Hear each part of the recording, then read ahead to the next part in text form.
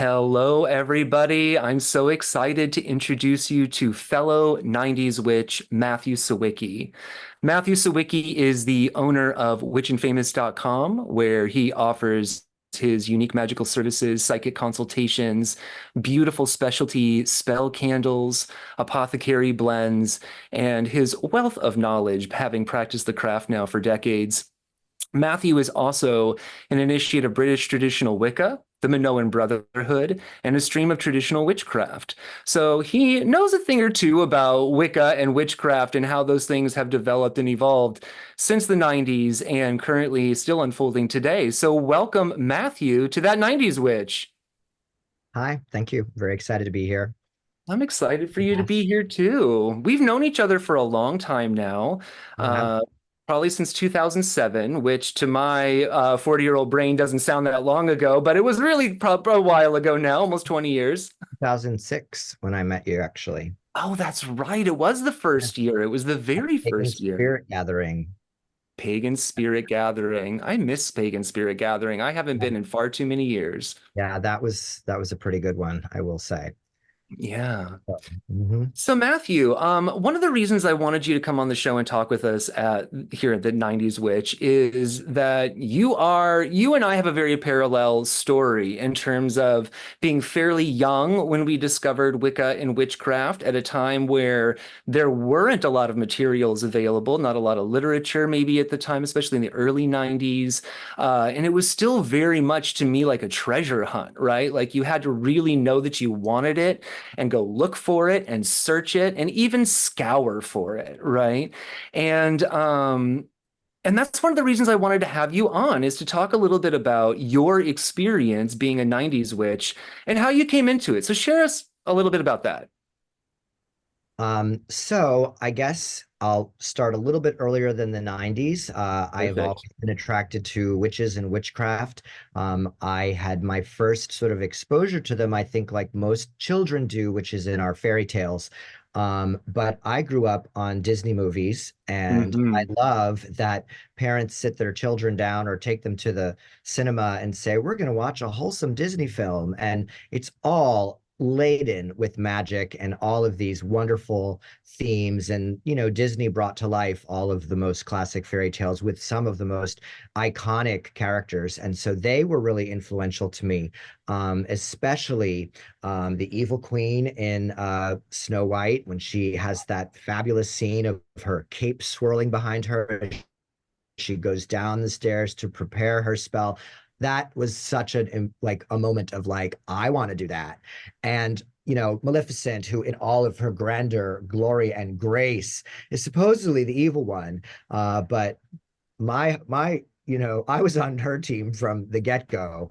And then even in the live action film Bedknobs and Broomsticks with Angela Lansbury, and also the chance that it possibly was based on history, because as we learned, or I learned in Gardnerian Wicca, that there is sort of a backstory that the witches of Britain in the 30s and 40s had done rituals to keep the Nazis out, and Bedknobs and Broomsticks was this little country witch doing her best to do the same thing. And there were so many great moments when we see her secret magic room and all of her potions. And the my favorite one of my favorite lines is when the little boy Paul or one of them picks up a jar and says, "Poison dragon's liver. Do they Yeah. poison the dragon or just the liver?" And Yeah. she's, "I don't know, it came with the equipment." And it was so brilliant, and it was so like, yes, this is me. I want that. I want that magic room, and I have it. I should have been doing this downstairs so you could see it. But that was the huge influence. And so I had always sought it out in the back of my mind and thought, well, that's really what I want to do. But I was raised very Catholic, and obviously there's a lot of that around me. Still, they do say Catholics make the best witches because we understand ritual, candles and incense, statues, and all the things. And it definitely, at least, holds true for me. My Catholicism still informs my craft. But then when I was in junior high school, I was old enough to be able to walk around the mall on Saturdays by myself and just had to meet my parents back at a certain time. And found my way to the bookstore, and they had a small new age section. It was a shelf, and most of it was, personal astrology guides for the year for Yeah. according to sign. There was a little bit on herbs. There was a bigger chunk on tarot and a couple of decks, and there were a few magic and Wicca books. And I was like, oh my gosh. And I remember like looking around to see if anybody saw me, but I was slowly like checking them out, and was so It felt excited. so scandalous, didn't it? It did. And I just was, I mean, I'm from a smaller town in Pennsylvania, and I just was like, who could see me that might know me from church or wherever that know my parents? And here's Matthew Sawicki checking out witchcraft books. So I was very like, but they were there, and it was at least let me know like, okay, there's something to this. And I remember the first book that I secretly bought, which was $4.99, which was Catherine Paulson's The Complete Book of Magic and Witchcraft, which was a tiny little pulp paperback. And Do I you was like, still have it? That's worth some money these days. I do. I have several versions of it because I think it might still be in print, but it came out in 1969, 70. And it's right up there with Paul Hewson's Mastering Witchcraft. Absolutely. But at the Yeah. time, that book was over my head. It was basically just a compendium of astrological signs, magical sigils, and a lot of correspondences of herbs, animal parts, and all these things used for magic. And I was like, ooh, this is a lot. But I kept it and I still have it. And I giggled because I was like, this little book is the complete book. Okay. Yeah. So anyway, then as I, continued to sneak away on Saturdays when we would go to the mall with the family, I kept looking, at more books. And the first one that I saw that really impacted me was Scott Cunningham's little Truth About Witchcraft Today. And that one was the famous cover of the woman with the briefcase. And she was a career girl, but secretly she must have been a witch. And so that was the most easily read, concise approach that made me realize this is real. It's not evil or dark, and any of the things that either I feared or that Hollywood and society wants you to think.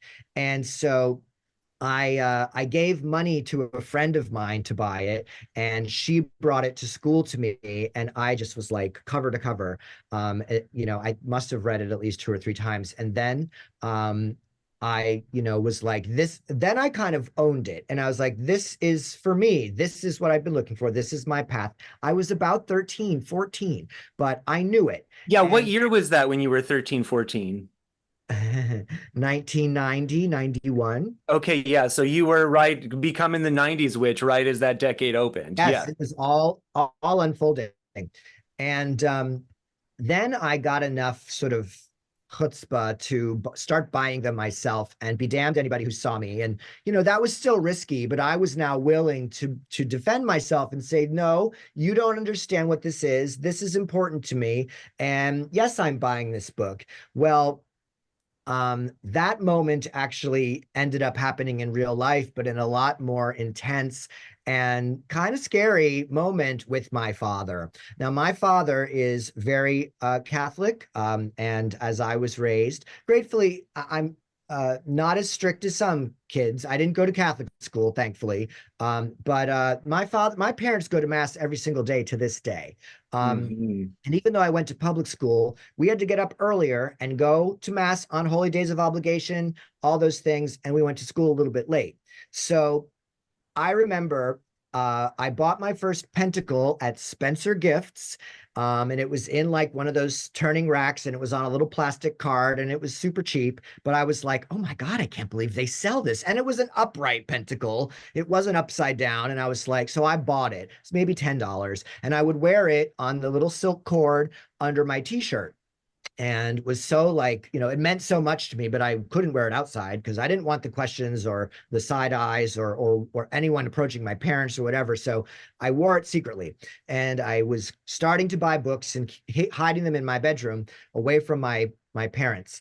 And when I was younger, I used to go into my dad's drawer and take out his t-shirts because they were much bigger than me. I've always been a smaller kid, and wear them as night shirts. And my father, I wore my pentacle all the time. My father called me into the kitchen to ask me something, and I ran into the kitchen. I leaned over the table, and the pentacle swings out from the collar of my shirt, and my father catches it, and he goes, "What is this? So help me God, Matthew, if you're worshiping the devil, I'll beat you to within an inch of your life." And I was like, wow, Dad, because it was so over the top. And I was like, okay, hold on. I said, listen, you know me and you have to trust me. And I ran and I brought my pile of maybe 3 books. And I was like, I've been reading these. It's not what you think. I'm really interested in it. And this is about worshiping the earth and nature and the cycles of the seasons and the holidays, which are all connected to what I love anyway, because I've always loved Christmas and Halloween, and I'm a decorator and all the stuff. And my father, thankfully, by the grace of the gods, went, okay, all right, I'll let you read it, and but then of course he had to add, but we'll see in the end, as if to be like, well, you're going to hell. And I'm like, okay, whatever. But you know what? From that time on, my parents have been great. My father knew that this was something that interested me. And if I was, not home or not able to watch something, or my father saw something that thought he would interest me on TV about witches, he would record it on the Wow. VCR. And he'd be like, there was a show on TV about Laurie Cabot. I taped it for you. And I was Oh my like, gosh, I great. love So that. I'm so lucky to have Yeah, wonderful, loving parents. And obviously, this was not a phase because that was just the beginning of so much more.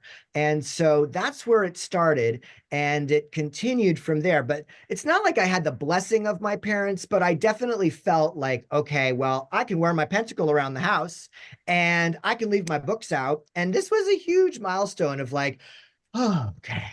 And it went from there. I was big into gardening. I love to plant annuals, and I had rose bushes and everything. And um, my parents let me cut out a magic circle in the backyard, and I've surrounded it with rose bushes. I got 3 flat rocks, put 2 in the ground this way and 1 across the top. If any of the neighbors asked, it was a bench, but yep. I was out there at night when everybody went to bed under the moon doing my Wicca rituals. Oh, I And love this. it was amazing. I love that. I brought my boombox and played, whatever CD that was put me in the witchy mood. And there were a lot of synchronicities that helped to show me that I was going in the right direction. Ooh, I just got goosebumps. One of which was, of my own accord, I loved Carmina Burana. Carmina Okay. Burana is so overly dramatic and chanty and really kind of, really great for circle work. And I love Bach's organ music and, all the classic witchy stuff that, creates atmosphere. Because what is a magic circle but creating the atmosphere to not only get you in the right headspace, but invite in the gods? And so Absolutely. I would press play and then go and cast my circle and do my thing. And it was very cool. And I would invite some friends who were interested, and I was able to get away with a lot compared to some kids. And this is still going to church on Sunday, going to CCD, which I loathed. Thankfully, when I got my license and I could take the car, I would tell my parents I was going to go to they went to 9 o'clock mass. I'm going to go to the 10:30 mass. And then I would just get in the car and drive around and listen to music and be home. I would stop at church and pick up a bulletin and then be home and be like, yeah. So I'm sure they knew, but they You let know what I me. love about this story, Matthew, is that it contains what I really think are some truly like archetypal examples of 90s witches, particularly people our age as 90s witches for a number of reasons. Mhm. The first one is I love that you brought up Scott Cunningham's book. I still have the original over there with the lady with the big hair and the briefcase and the Yes. shoulder pads and like, oh, I'm a professional woman and I'm a Yeah. witch. Um, and I love that you bring that up because even just you as a 13-year-old, I think I was about maybe around the same age when I started talking to my parents too about my interest possibly, or I got caught or something like that. I don't quite remember exactly when it all unfolded specifically, but or at least that one moment like you're talking about. I didn't have a grab the pinnacle moment. And That was, so yeah, that's a pretty intense moment. yeah, But the first of which that I love is just that you were a part of this whole push, this unorganized push about this isn't what you think it is, and really changing the narrative, right? You were really a part of a campaign, whether you knew it or not, right. right? To change the face of witchcraft, at least in the United States, the way people perceived it, the way people interacted with it. And I think all of us 90s witches interacted with that. That's what the 90s were about as witches. It was about redefining the face, the look, really even the gender of the witch in many ways, right? Right. It Oh, really opened absolutely. up Because the I word do, witch people to say, "Aren't men. you a warlock?" And I'm like, "No, it's not a male or female thing." I'm like, "I'm a witch," and I love reclaiming that word. I know that it still gets a knee-jerk reaction from a lot of people, um, but that's okay. That's the opportunity to be like, "Yeah, but it's not what you think." So, ask me questions or whatever. And I've sparked up a lot of interesting conversations. And having the craft helps us and encourages us to develop our intuition. So you can tell whether or not it's worth your breath to continue the conversation with this person, or they're just going to look at you and go, "Oh, okay, you're one of those." Yeah. Then Yeah, you just, yeah. so yeah, that was definitely a huge part of it. But like I said, like when I started to really understand what it was about and I owned it and claimed it for myself, the rest of it just fell into place. And I'll talk more about synchronicities and Carmina Burana in a moment. But that's where it all kind of started for me. And those were just so exciting times. I mean, when people come into Wicca, they talk about feeling like they're alive again and they found something that was really missing and all that. And I Coming had home. that, I mean, my Catholicism was important to me, but I also knew that I was gay. I knew that I was not accepted by the church. I knew that there was going to be a lot of things that I would have to figure out. But this path um, allowed me to do that in my own time and space and level of comfort that was so just healing and just gave me whatever grounding that I need that I didn't have elsewhere. And that was Hmm. what was so important. And, like I said, it was such an exciting time also because, yes, you did have to be dedicated and seek it out. There was no internet. There was no like look up a website or anything like we have today. And I have my many thoughts on that. But you had to genuinely want it and go for it and seek it out, whether it was you studying and doing the work on your own, because let's be honest, it's all about doing the work.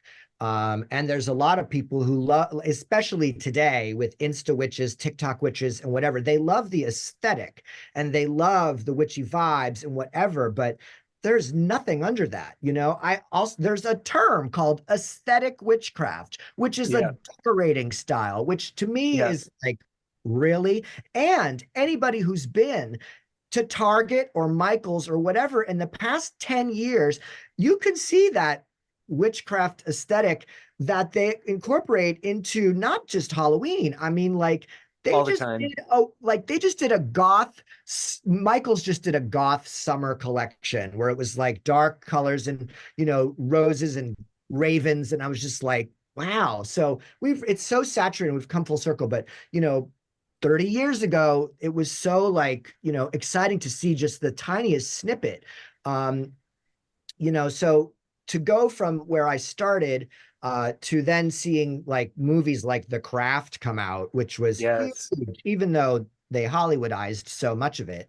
And then Practical Magic, and all of these things were contained within that very magical decade that were hugely influential to not only those of us who were in the know, but probably others who were excited by what they saw and then wanted to know more. So it was a huge part of this latest occult revival, which the previous one was 100 years prior in late Victorian 1890s, when spiritualism was a thing and the Golden Dawn was operating and Yeah. Aleister Crowley was still around and young and, promoting the OTO and all the things. Let me Um, ask you this about The Craft too, Matthew, because I believe the movie, The Film, Craft, came out in 1996 is when I think it came out. I can't remember if it was 93 or 96 off the top of my it head was right. later, so definitely 90, I would say 96 or 7. I think it came out in 96. And so by that time, both of us, I'm a little younger than you, and I was a little bit behind on discovering these things. It wasn't quite 1990. It was more like 1993 or something like that. But still, by the time The Craft came out, you and I were both practicing witchcraft in our bedrooms, in our Yes. backyards, looking for things, practicing it, like scouring this. And so when The Craft came out for me, maybe this was like this for you, and I saw the things that only I was doing in my bedroom on a movie screen, like the words Yeah. they were saying, the Oh, tools yeah. they were using, and it just blew my mind. And I know for a lot of people that was the opening, the beginning for them, but for me, it was almost it was almost like vertigo giving a little bit, right? Because here was this thing that was like so secret to me and that I like found through synchronicity in all these magical ways that just couldn't have Same. happened on their, oh, well, I couldn't have not made them happen. And then all of a sudden, here's a movie and it's got the stuff I'm Yeah. doing in it. And it just felt like I could tell, even as a young person, even as a young person in the craft, I could tell that there was a sea change with that movie because it was Oh, all of a sudden absolutely. like, it was a moment where I was like, oh, this isn't just the back shelf at the bookstore. This isn't just hiding my Yeah. tools under my bed. This isn't just this anymore. This has changed. Yep. And I mean, like, they're, but they also in the film illustrated the aspect of these girls became a clique, and they were, doing things at home in their bedrooms to affect the change and do the magic. And that was also so relatable, except for the fact that I didn't really know anybody else that I was working with. I was by Same. myself. Same. And that was, I think, most of us. And I think that was part of the awe of the film, was that how did these four girls know to get together and suddenly, make, this little coven happen? And there was, like I said, there was a lot of Hollywood edition and things Always. like that, always. But I just read a really interesting little article about, they had a witch on set and they Yes, they were did. constantly consulting with her, Yes, they and did. they mentioned the woman's name, and the article basically gave thanks to her for helping to bring the craft to the mainstream, because that was really the first, bring it, when it's in the box office and the masses are seeing it. Yes, it's a sea change, it's a whole other thing, and we've arrived at a new era Yeah. of modern witchcraft, because now it's being shown in the movies, and that was the beginning. I mean, like, it's gone so far since then. I had a conversation with a friend maybe a year or so ago, and I was like, have you seen this series, have you seen this show? And he just said to me, you know what, we decided to take a break. I've kind of had enough of witches lately, because they just were everywhere and in everything. And I All was the just, time. Yeah. I'm wowed. But the other side of that coin is that it's so saturated and it's so whitewashed, watered down, whatever, that a lot of the mystery is taken away. And I think that that's what's really lacking in a lot of the craft today, or the youth that are coming into the craft today, because they didn't have to be as hungry, because it's so right there. It's right there and it's everywhere. And so I do think that those of us who came up in the 90s, and had the experiences that we did, were a part of, a very different approach to what the craft is and taught, and how it's taught today. Yeah.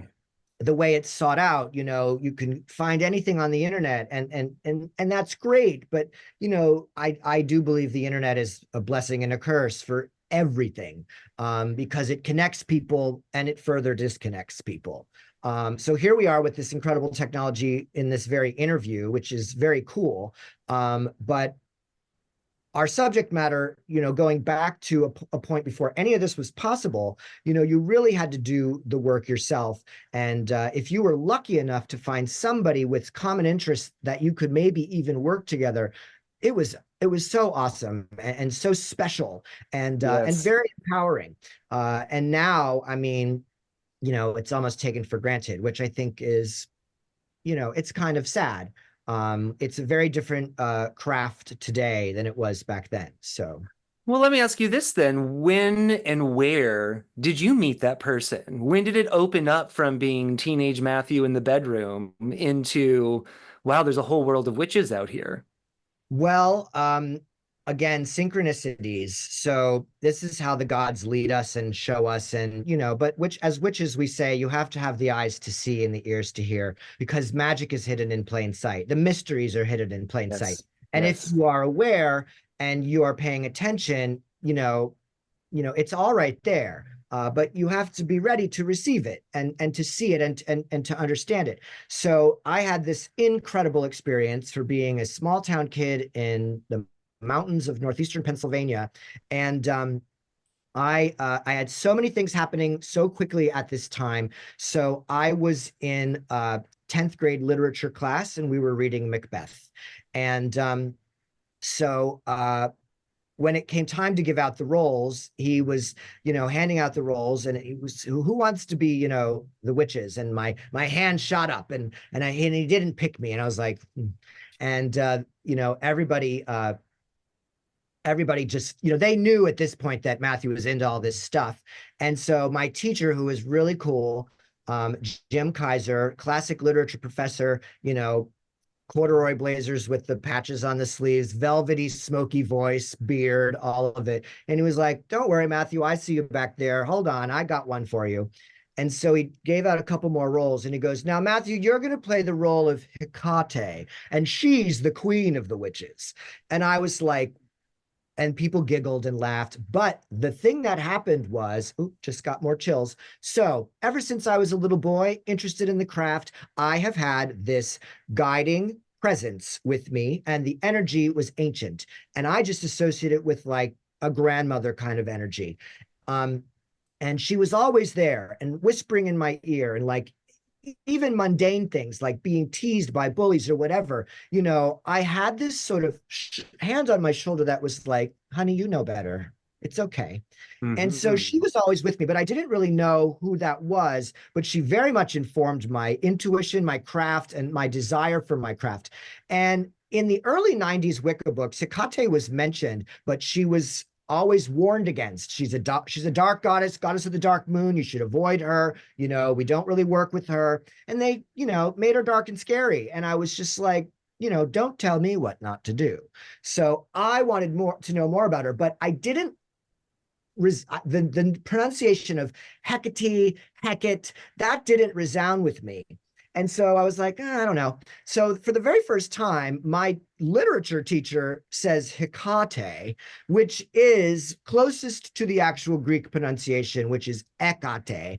And the hair in the back of my neck stood up. And I was like, and not only was it like a moment of, getting the part that I wanted in class, but like I literally remember saying to myself, "That's who you are." And she went, "Yep." So I was like, that moment was earth shattering for me because now I knew that I had her behind me all along. And it was intense. And, that was really, really an awesome moment. And just as a quick little aside to feed into that, Jim Kaiser was always found at the local bar after school. He drove a silver Volkswagen Beetle, and it wasn't till years later that I realized that the bar that he frequented was the Crossroads Inn. Oh So my gosh. all the things where I was just like, this is crazy. So she claimed me a long time ago. And so at the end of that school year, um, we had to do a book report every quarter. The last quarter, and it had to be classical literature, which I hated because I wanted to be reading my occult books. Oh, The yeah. last quarter, he said, "Okay, you guys can do a book report on whatever you want, but just get it. Let me approve it first so I'm not bored or I'm at least interested in it." So I got my Truth About Witchcraft Today out, which I knew cover to cover. I knew I could bang that book report out, and I did. I got an A. And when he was handing them back, he said, Matthew, come up here after class. I have something for you. And I was like, okay. So I go up and he goes, so you're into these witches, huh? And I was like, yeah, well, and nervously, I'm like, well, yeah, I mean, it's not, he goes, no, no, no. He goes, I get it. He goes, he goes, I've been around since the 60s. This isn't anything new to me. He goes, but your book report was great. And I really loved it. Really, really well done. He goes, there was just an article in the New York Sunday Times about a coven of witches in New York City. I brought it in for you. Here you go. And I was like, what? So Yeah. this article was all about a little shop in the East Village called Enchantments and this little coven of witches that worked there. And the owner of the shop, whose name was Carol Bolzone, and she was, this was like a 4-page article with color photos, and it was amazing. And the last picture was a little black and white photo of Carol sitting at the cash register with a black cat under her arm holding the 9 of Cups tarot card. And I just looked at this woman, never saw her before, and I went, I know her. I need to know her. I've got to meet her. I mean, crazy. I mean, really? I mean, yes, there was this young fascination with the whole thing, but like I saw her picture and was like, I have to talk to this woman. So I wrote to her and saying, I'm really interested in the craft and I would really like a teacher and whatever. And about this time, I was about 13, 14. So she wrote me back. She sent me a catalog. She said, good luck, kid. Here's the catalog and read the spiral dance, which is what I learned she told everybody. But I wrote her back. I said, thank you so much for writing me. So, I'm very excited and your shop sounds really cool. And I really want to come and meet you one day. And it just began this correspondence. We exchanged letters every other week. And even my parents were just like, I don't know who this woman is in the East Village, but whatever. So I finally got to New York. I had a friend who was a Thanks, little bit boomer older. parents, for your lack of supervision. Yes. Yeah. Right? So I went to New York because I had a friend who was older going to NYU, and my parents knew her because we were in theater together. And I said, I really want to go in and visit Beth, and she'll meet me at the bus, and but she's going to walk me around the village, and she can take me to Enchantments. And they said, okay, that's fine as long as you're with Beth. And I was like, yes, of course. So the very first, I got down there and we walked all around, and it was so cool to be in Greenwich Village with my friend and no parents around. And she took me for an iced coffee, which to me, I was like, iced coffee. But I had one and I just thought I was so cool walking around the village with my iced coffee. And, finally we get to Enchantments and she dropped me off and Carol met me and we sat and talked for about 3 hours, like we knew each other forever. And she said, I've never said this to anybody. She goes, but it's like you're my son. She goes, it's like total past life. She goes, I'm so glad that you reached out. Because, this is crazy, but you're definitely one of us. And I was like, wow, thanks. And I'm like, fine. I think I was 15 when I first met her. Mhm. So it was mind blowing. And our correspondence continued. And she said, it's too bad you're not here next week because next week is going to be our Beltane in the garden with our pagan way. And Lori Cabot will be here from Salem. And I'm like, my head exploded. And I'm like, I'll find a way. So even though I was just there the week before, I told my parents that I was hanging out with some friends for the day. And I convinced a friend of mine to take me to the bus station at 7 o'clock in the morning, drop me off. I got on the bus. We had this thing called the Shopper's Special. Thank God. $20 to the driver. I think they still do it, and it's still $20. $20 to the driver. You get on the bus at 7. You're dropped off at 10 a.m. in Rockefeller Center, and you have the entire day to do and go wherever you want. And then as long as you're back by the bus at 7, you're home by 10. And so that's what I did. My parents had their own things going on. They were busy, and it just happened. I got back to Enchantments. I danced the maypole for the first time with the Pagan Way people, and Carol arrived with Lori Cabot. And I have this fabulous photo of the three of us in the Enchantments garden in front of this 7-foot tall gold statue of Demeter who oversaw the whole space. And I was so lucky. It was just so incredible to be there. And my parents, they were so busy they had some social event that kept them going all day. And I actually had my friend drop me off at wherever they were because their event was wrapping up and they were like, how was your day? I was like, it was great. And that was all. Yeah. But Yep. it was the most incredible day of at that point my whole witchcraft career. And yeah, I mean, all of it was just so awesome. So again, these synchronicities led to things that, just kept leading me in the right direction. I eventually would start to visit often enough that I knew everybody in the shop. I said, Carol, I want to be initiated. And she says, you have to be 18, Matthew, but keep studying, and you're definitely on the right track, and you're welcome to our circles whenever you want. And it continued to just kind of go from there, where I got to meet more incredible people that informed my craft and are still dear friends of mine today. And one of the most amazing things that I will say happened within that magical decade, was when I started to go to enchantments. I discovered the books of Doreen Valiente, Oh, which yes. were not available at my local Walden Books at the time, but though they still out No. there and in publication. And so one of the shop members was like, you need to read Doreen. She's amazing. And she's one of the originals. And her books are really good. And I was like, okay. So I started reading and I loved them. She has such a way with words. And it just sounds like, again, your grandmother telling you a story. That I bought every Doreen book that I could find that was available, and basically devoured them. And I treasure them to this day. Now I've collected hardcover copies if I find them and whatever, because she was amazing. So I had the privilege and opportunity when I was a junior in college at Syracuse to study abroad, and I studied in London. And I thought, I have to find a way to meet Doreen Valiente. And I didn't know anything about her personal life. I learned most people didn't. She was very private. But I would frequent the Atlantis Bookshop on Museum Street over by the British Museum. And, that's been around since the late 1800s. That's where Aleister Crowley used to meet people. That's where Gerald Gardner used to meet people. And Yep. it's still in business today. And they had a bulletin board right behind the front door, just like enchantments. And they also had a magazine rack with publications from the UK, Europe, and the United States, like Green Egg and Pomegranate and Hmm. stuff like that. So it was very cool to have this moment to experience British occultism, which is very, very different than in the United States. I met a very cool woman over there who was fascinated with young Matthew, because she was in her 50s and she was a goddess worshiping feminist. And she was like, witchcraft in the United States is so fascinating because you're so goddess centric. Over here in the UK, we're not like that. It's still very dark god and very secretive. So I love hearing about the way you practice and the things that Americans do, because it's very, very different than over here. And I was like, oh, I didn't even think about that. And it is, American Wicca is very goddess centric, with the Yeah. influence of Starhawk and Z Budapest and Margot Adler.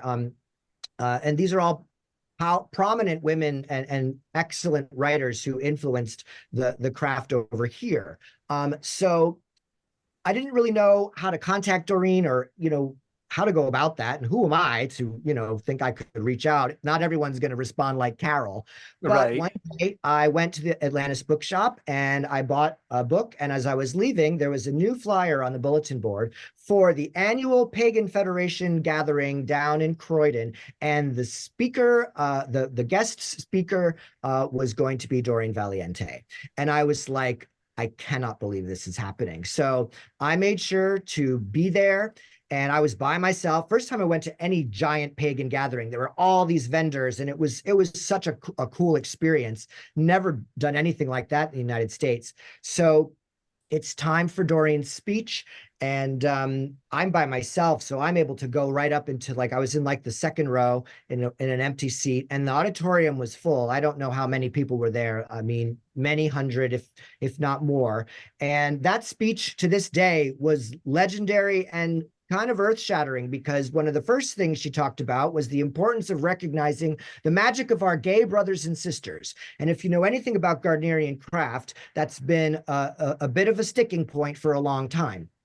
And then the next thing she talked about and challenged was Gerald Gardner's karmic rule of three, and said, why would there be a special rule for witches? This makes no sense, and I don't agree with it. And it was a very amazing historical day, and I was right there in the second row. And one of my biggest regrets in life is I was a gentleman that day, because there were she finishes her speech, there's a big applause, and there's tons of camera flashes, and she's literally trying to get off stage and is shielding herself from all the flashes. And so I get up out of my chair and I run to the back where she was going to be meeting some people. I was the second person in that room. I sat with Doreen, shook her hand. My head started to spin. I could not speak because, first of all, I thought, oh my God, all of the amazing people that this hand has touched, worked with. I mean, and also on top of it, I had a very strong, loving relationship with my great-grandmother. My great-grandmother wore Estee Lauder Youth Dew, classic old lady, heavy rose, patchouli, sandalwood perfume, and it filled the room. And I'm in there, I'm meeting her, and she's wearing Estee Lauder Youth Dew, and literally the first thing she said to me, because I sat there slack-jawed, she was like, "Are you all right, dear?" And I was like, "I'm fine. I just can't believe I'm meeting you."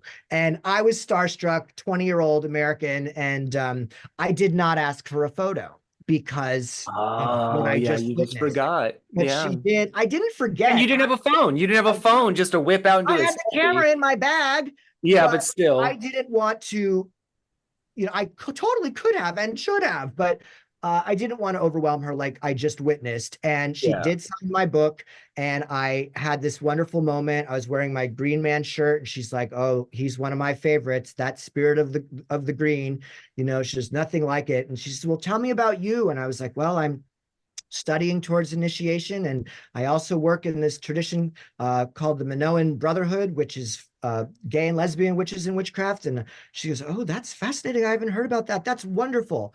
And it was just 5 minutes, but it was life-changing and so incredible to be able to read about her and then meet her and be there at that historical moment. And yeah, 90s witches, man. And He again, was, no yeah. internet. It was, there was internet, but it was nothing like today. So that No. was all the things that led me from Carol to enchantments to Doreen.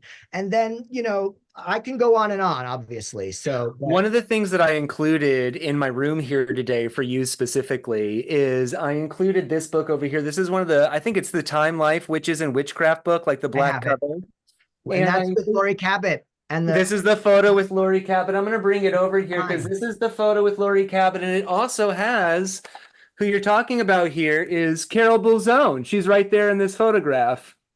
Oh my God. I don't know if that's Carol. I promise you that is Carol Boulzone. I have this book. I'll have to double check. Maybe it is.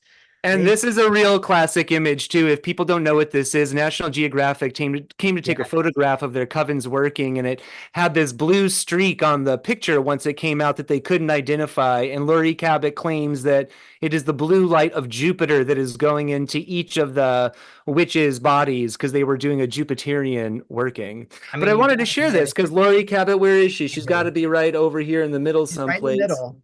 Yeah, right in the middle over here. Kind of hard to see her on the Or scene. she had the blonde and she was all black hair. And I Yeah, swear that's that you ask amazing. Carol, ask Carol. I I swear that's will. I her. will. Yeah. Yeah, they were very magical times, especially for someone coming of age and in your formative years and all those things. And the synchronicities continued, well past this. I mentioned Carmina Burana earlier, and uh, what I learned from Carol eventually was that Eddie Basinski, when he would conduct initiations, would put Carmina Burana on. And so that was a full like, oh my God, I've been doing this all along. And it was also wonderful confirmation that I had been literally drawn to my people. And Yeah. especially with Carol and enchantments and the New York Wicca tradition and the Minoan Brotherhood and Sisterhood, which all came out of New York. We were all queer witches. And Hmm. I really found a home, with them that was even more relatable than just my Wicca. These were people that understood me on a level that had always in the past been like, well, how am I going to fit all this in? And with these people, I didn't have to think about it. I just did fit in. And it was understood because, of course, there's queer witches. And the thing about the New York Wicca tradition, and then eventually the later development of the Minoan Brotherhood and Sisterhood, is the stress that the god and goddess is within each of us, and we Hmm. maintain that balance within. And so in the New York Wicca tradition, unlike Gardnerian, even though it's honestly based on and practically the same book of shadows, we don't worry about male to female, female to male. You can practice standing next to your lover because, as we know, lovest is the highest of all lovest. Love is the highest of all magics, and it's what powers everything. So, why not use that?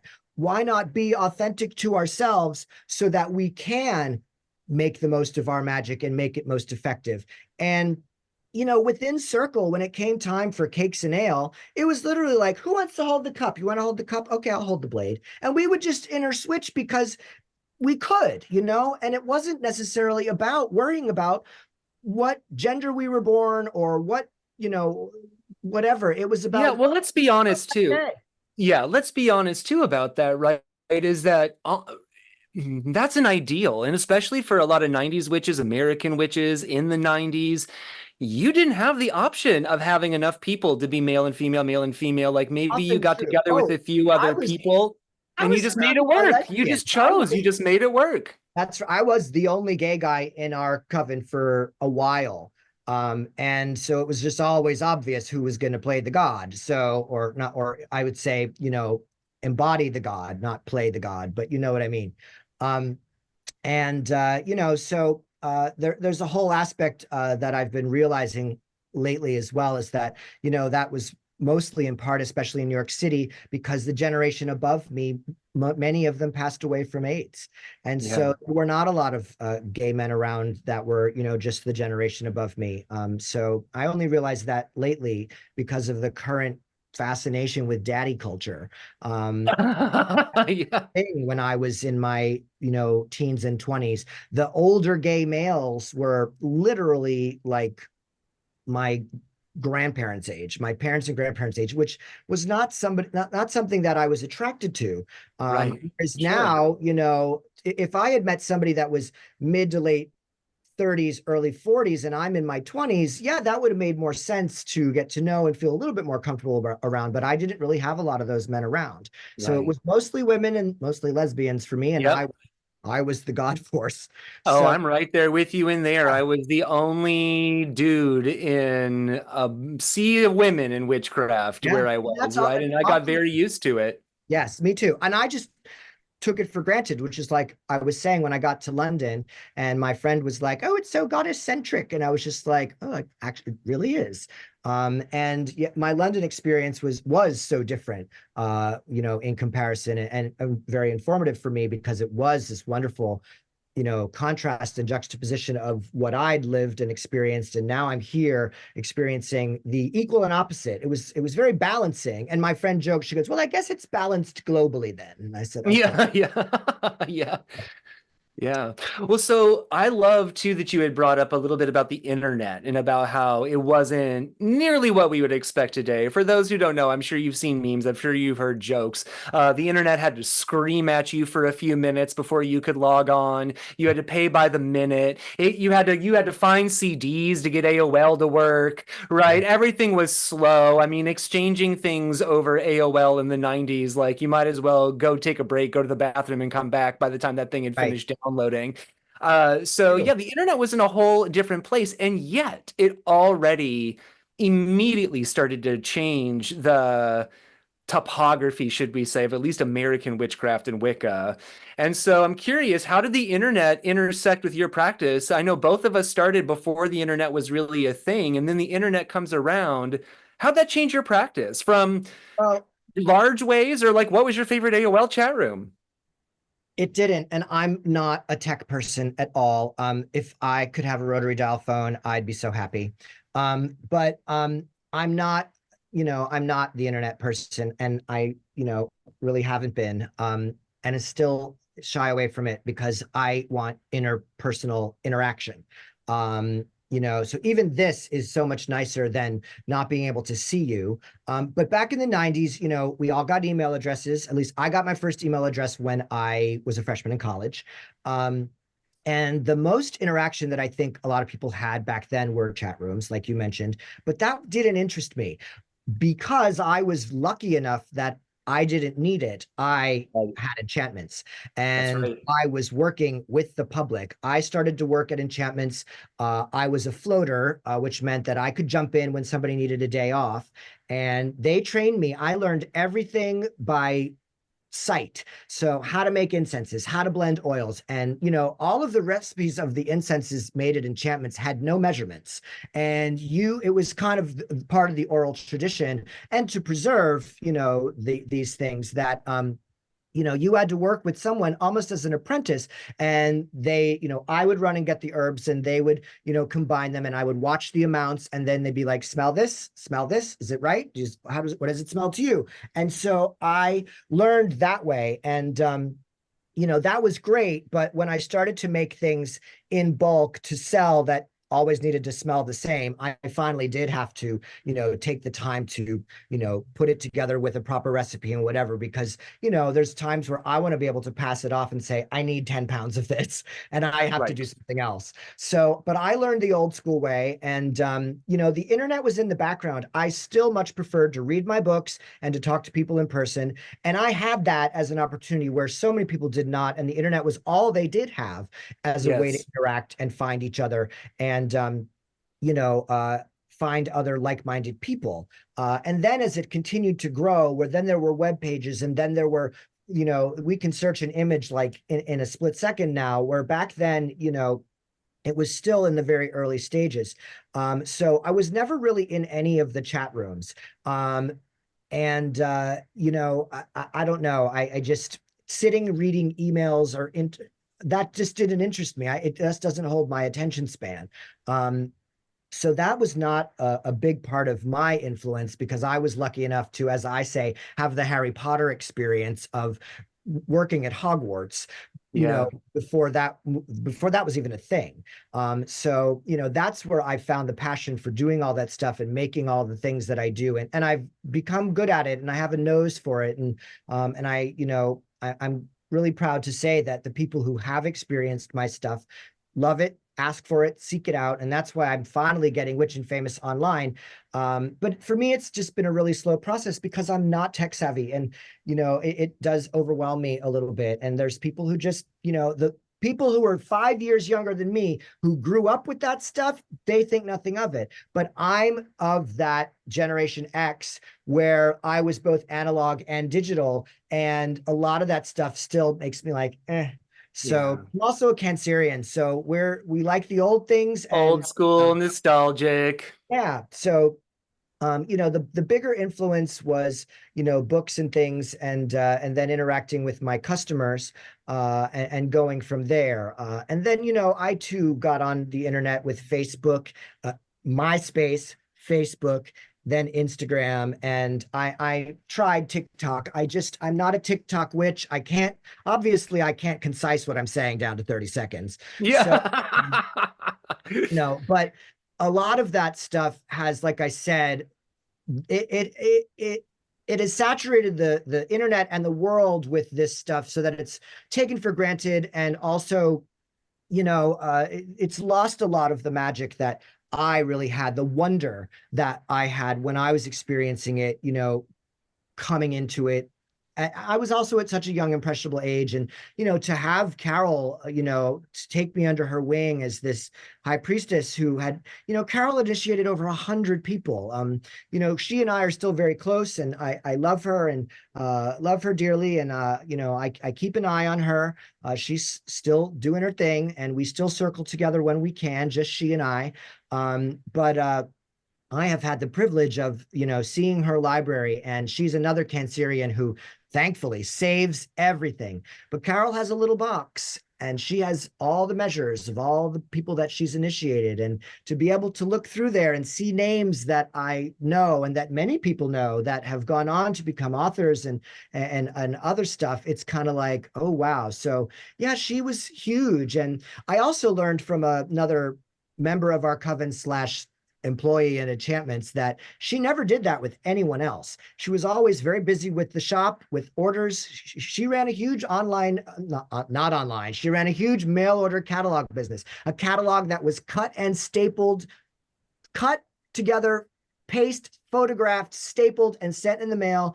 You had to mail in a check or a money order. And, she sent stuff to Europe, to Japan, I mean, and all over the United States to these people who did not have access to any of this stuff locally to them. So for her to take the time to write me back, to stay in touch, and to say, yes, come, you're welcome here, that was huge. And I remember, one of the other guys being like, we knew something was up, when she kept being like, I just got a letter from Matthew, because she didn't do that with anybody else. So I definitely felt really grateful and honored that, the gods connected us, and we It was definitely meant to be. past life stuff there. So Yeah. yes. Matthew, I wanted you to touch on a little bit because we were talking a little bit before we got on the show, and I wanted to touch a little bit on how you were a guest speaker with Margot Adler. Was that also in the 90s? It was not, but I relate it to my 90s experience because Drawing Down the Moon was, of course, one of the books that I read, and being in awe to have that, very thick reference point of how much we had grown, how many pagans were out there. So Margot was, that book was huge. I remember being, I was still in my early teens, and I got that book, and I love to set up a tent in my parents' backyard so I could be outside, but in the shade and away from the bugs. And I would bring in my boom box, my little stick incense burner, and a blanket, and I would be in there reading. And it was just so wonderful. And Drawing Down the Moon was one of the ones that it took me like the summer, that mixed with other things. But Margot was a big influence. So a couple years later, I assisted a friend of mine who was researching a book on the history of the life of Eddie Basinski, who is my elder in the New York traditions, but also was a huge influence in the American craft in the 70s, because he was partnered with Herman Slater, who owned the Warlock shop, which became the Magical Child, which was one of the most infamous occult shops in the world at the time. It had been used as a background for many movie sets, and it was the coolest shop. I'm so glad that I got to see it and shop there while it was still around. But Eddie and Herman were huge in the early craft because, again, before the internet, it was all through these zines that they would publish. And Herman published Earth Religion News out of the Warlock shop and the Magical Child. And that's where everybody found each other, interacted, where all the drama played out. And there was all sorts of articles and information and very, very cool stuff. And so, Michael wrote a book called Bull of Heaven, The Mythical Life of Eddie Basinski and the Rise of the New York Pagan. And I love that it is now best placed on the shelf next to Drawing Down the Moon, because they go together really well as this wonderful history. But because I was in New York and Michael was a friend of mine, I helped him to go all around New York and meet the people that he needed to meet. And he got in touch with Margot, and we were invited to her Central Park West penthouse. We went up and saw her apartment and sat with her as she showed us her old notes and books of shadows and things from when she was in Pagan Way with Eddie Basinski. And just sitting in Margot's living room was amazing in and of itself. So I had that moment, and I did get a picture with her. But then in 2012, a group of pagans in the Brooklyn area, which were sort of on the scene at the time, decided to revive Eddie and Herman's lecture series. Herman Slater used to host a lecture series in 1972 at the Brooklyn Unitarian Universalist Church, and all these people would come and talk about their practices, whatever. Eddie Basinski himself gave a really great lecture on the Welsh tradition. We have that recording. It's great to hear his voice.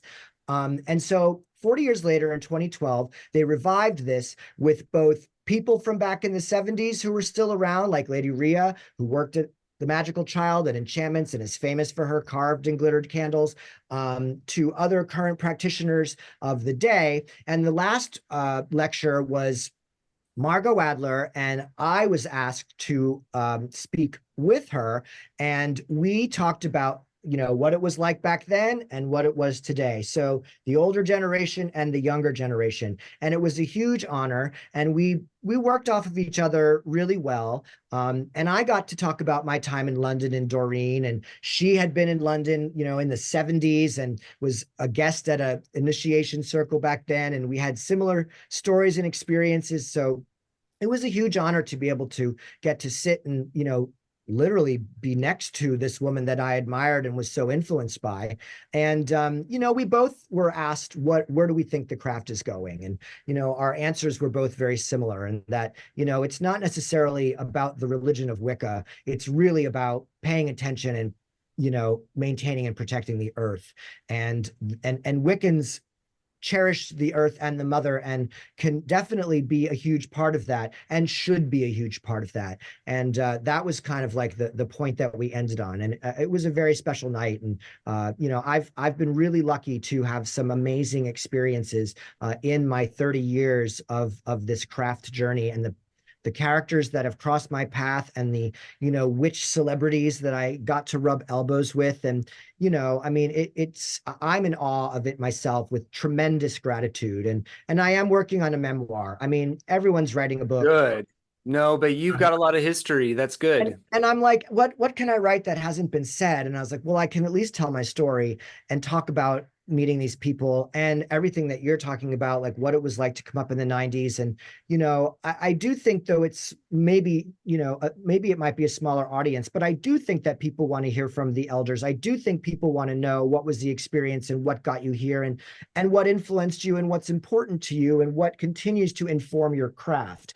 Because all of these things from way back when still are important to the way that I operate, my worldview, and the things that I practice today. So very important stuff for me. And, I had another huge thing with Doreen that was kind of, sort of, it's more of a personal story, but it relates because really quickly, in college, I found a used bookstore, and it was October. They had a whole display of witchy books in the window, and there was a book there called Witchcraft: A Tradition Renewed by Evan John Jones and Doreen Valiente. And I thought, oh, this is a Doreen book that I've never seen before. So I went in, it was $5, and I grabbed it and I brought it back to my dorm room, and I opened it up, and the preface was written by Doreen, and I learned that the book was actually written by Evan John Jones. They had her name on the cover to help sell it, but her preface said, this is not the witchcraft that is practiced today. This is an older form of witchcraft, and you'll find it very different and sometimes disturbing. But if you're willing to go on this journey, here is a form of craft presented for you that you can undertake as an alternative to the craft that you're seeing in pop culture today. And I was like, wow. And then I started to read through it, and I was like, this is a little over my head. I was not initiated into Wicca, and I knew that I, was like, let's not get distracted. Let's not have too many things going on at once. So I put it on the shelf. Years later, that book traveled with me wherever I moved. Years later, unfortunately, I had a tragic experience where one of my high priestesses that I worked with was killed in a motorcycle accident, and it was really devastating for me. And she brought so much magic to our circles. I was a school teacher, so she was strict, and we had to know everything by heart, but she was also a theater minor. So our rituals were dramatic with costumes and masks, and we really did it up. And when she passed away, it was like all the air was sucked out of the room. And I could not bring myself to go back to be doing these Gardnerian rituals. And I just was like, I don't know what to do now. I felt really lost and wandering. I was cleaning my bookshelf, and I'm not kidding, that Doreen and Evan John Jones book fell off the shelf at my feet. And I went, oh. And I went, wait a minute, that's interesting. Because when Doreen Valiente fell out with Gerald Gardner, she ended up working in a traditional group with a man by the name of Robert Cochrane, and his group was called the Clan of Tubal-Cain. And Robert Cochrane's right-hand man was Evan John Jones. And so to continue Robert Cochrane's work, Evan John Jones published this book. It had occurred to me that, okay, when Doreen left Gerald, she found this. Matthew, it might be time to move on from your Gardnerian. Let's explore this. And it literally fell at my feet. And I went on through to eventually work with, some members of the actual clan of Tubal-Cain, and was inducted into one of our cuvines based out of California. And I still do that work, though privately. Most of my work is in Wicca, and my main work right now is I'm currently running a grove of the Minoan Brotherhood here in the Hudson Valley that I'm very proud of and excited of, to finally have a group of incredible working men within a coven structure that all my 30 years of history and experience actually has really helped me to hold an incredible magical space with them. They all showed up of their own accord, and the universe provides. So The witching world is lucky to have you, Matthew. thank you. It's been quite a journey. So, but I So love before, synchronicities and things that have brought me here. yeah. Well, so before we finish with our conversation here today, I'm kind of curious, from your perspective, if there was one thing that you could either bring back or give to modern witches from the 90s, what might that be? And it could be anything, whether or not it's realistic. If you could give them anything from the 90s that you wish you could give or bring back today. I mean, that's a tough one because, you know, the only thing that we can rely on that always stays the same in this world is change. And, True. you know, going back to those times of, everyone talks about the good old days and how it was always easier and simpler and whatever. And yeah, the internet has definitely sped the world up in every way possible, to the point where it's exhausting. And I think anybody will admit to that. But if I could bring one thing back, or maybe just emphasize something that was important in the Yeah. 90s that we can still do today, it's to take the time and do the work. Read your books, not just internet articles, Instagram pages, TikTok, witches, whatever. Sure, those things are fun and entertaining, but the real meat and potatoes for me really came from my own studies, my hunger for those studies. But then, that being said, put the book down, go outside and go do something. Actually put it into practice. And if you can't go outside, then draw the drapes, light the candles, and do the work. That's the most important thing. I think the thing that is really frustrating is how many people want to consider themselves, knowledgeable, well-versed, and whatever, and really they haven't done any of the work besides what the internet has taught them.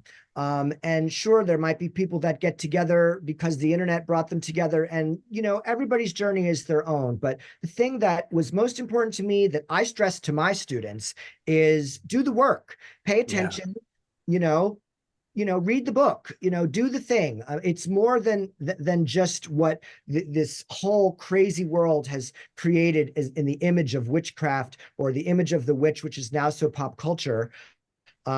But if you really want to be a truly connected practitioner to the natural world around you, the cycles of nature and the seasons, and the divine and your divine self, the only way to do that is to do it and to connect. And it's the same thing with the armchair occultist. You can read all the books, but unless you get up and go and do something and experience what that's like, your knowledge only can take you so far. And when you do the work, the experiences are often mind-blowing. I mean, I'll never forget some of the work that I was privileged enough to experience with some other people that have crossed my paths that, said, let's do some stuff together. And, that was far more informative, far more life-changing, and long-lasting impression leaving than anything I read out of a book and whatever. And it was because we got out there and we did the thing, and many things, and not to be afraid of the dark, not to be afraid to get your hands dirty, because the old school witches, that's what it was all about. And yeah, there was no rule of three.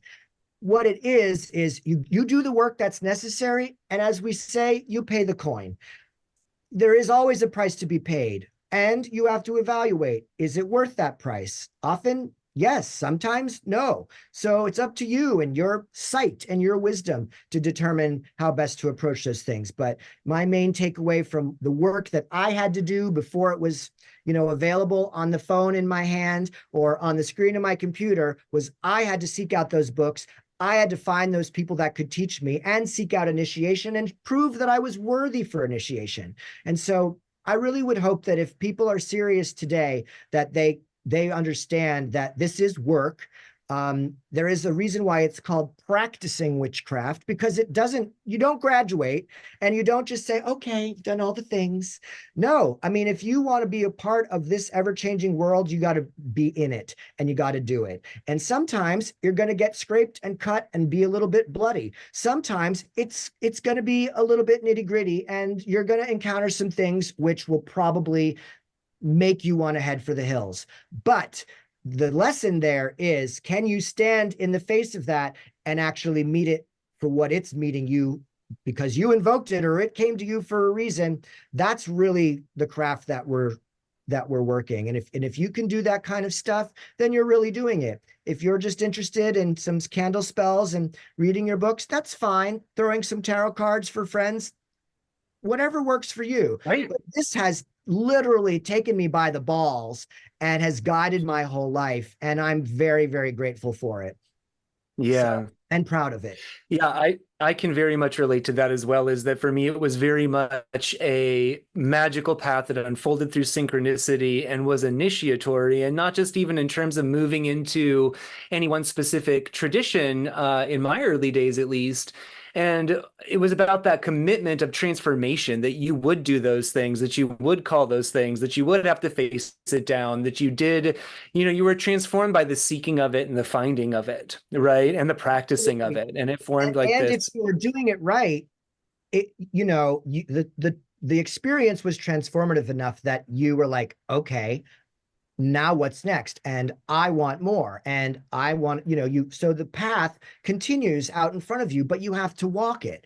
And so that's why I'm saying doing the work is important to progressing on your path and having the experiences that can inform the rest of your life. The mundane world can be so much more magical when you have a magical point of view and perspective. And that is only sort of achieved and learned through experience, like anything. So the mysteries have to be experienced to be understood. That's why they're called sublime, because it's something that happens on a level that cannot not exactly be expressed in words. It's something that you feel and but you have to do the work to get you there. So that's what's really important for me and the people that I've worked with. Yeah, I agree. Well, Matthew, thank you so much for being here on that 90s Witch. And it's always good to talk to another 90s Witch about just this fascinating decade where everything changed and we got to be a part of it. That magical number 9, I guess. So that magical number 9. Yeah. Really important. Yeah, I'm grateful too. So I'm really excited to have been asked, and I look forward to seeing who else you're bringing on, and that I would have the honor of being in the company of. There are some really cool other people that I know are out there from my experience and who are also writing and in the public eye, and it would be very cool to hear their stories too. Yes, well, I can't wait to talk to them, and maybe we'll have you back on sometime. That would be great. I can always keep talking. So, there's so much more. So much more. Something that occurred to me that I would love to do at some point, if you're interested, is a bit of a show and tell. Because as I'm remembering all these stories, I'm realizing I wish I had this book to hold up, or an early enchantments catalog to show you, or a bag from the magical child, and so many little trinkets and things that I have collected along the way, or my book with Dorian's signature. So it would be cool to maybe do that as well. I would love a show and tell episode. I know you're talking about all these things. I'm like, oh, that's back there in that bookshelf. Oh, I've got that over there. Right. Yeah, exactly. I think that would be fun, because we are all very, we love the visuals, and we learn by seeing all these things, and it's exciting and inspiring. So I think that would be fun to do. Yeah. Well, thank you again, Matthew. And thanks everybody for coming to that 90s Witch. Check out witchandfamous.com. You will be very excited, I promise. There's lots of wonderful things on there. I recently bought your Beltane incense, and it smells like the witchiest summer I've ever experienced. I was like, this is floral, but like witchy, and I love it. So, and that's 90s Wicca incense. That's enchantment. Oh, it smelled like it. I was like, oh, this is the old school. Yeah, yeah. That will take you back, or it will bring it to you. So I love that. Thank you very much. Yeah, absolutely. Thank you again, Matthew. Thank you, everybody. We'll see you next time. Take care.